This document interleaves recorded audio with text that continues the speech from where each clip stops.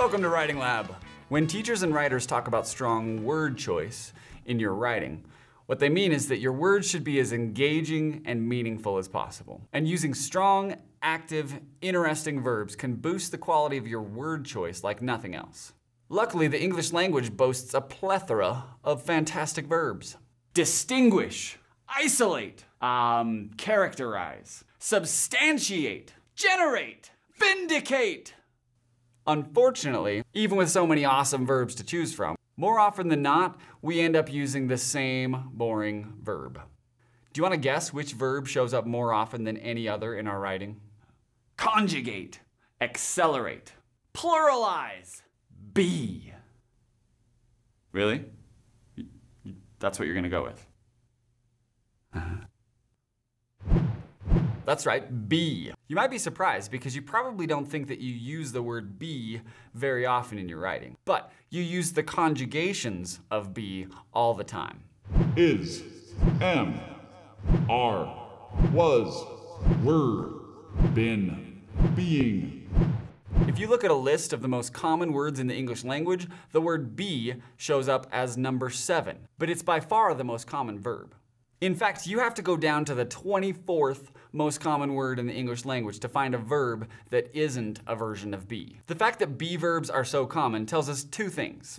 One, it's probably impossible to cut them entirely out of your writing because you use them all the time. And two, be verbs are about as engaging and unique as the words the and of.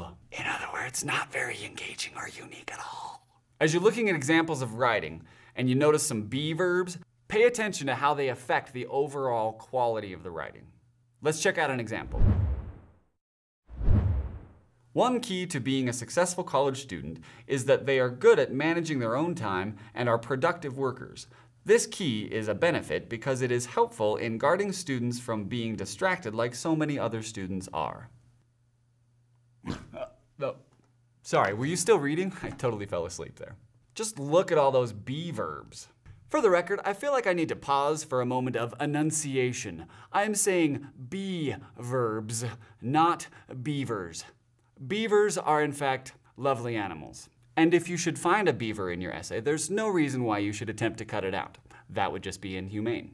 But back to the example. Let's see what that would look like without all of those boring be verbs.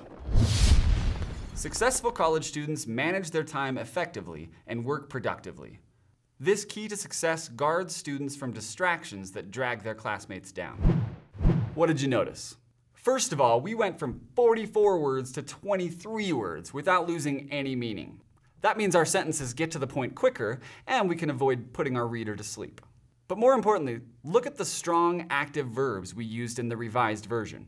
Our sentences are more engaging now and they actually communicate our message more effectively. So even if we can't reasonably cut every single be verb out of our sentences, we should use strong action verbs whenever possible. In this module, we're going to work on learning how to limit our reliance on be verbs. But first, you need some practice identifying them. Let's get to work. Unfortunately, even with so many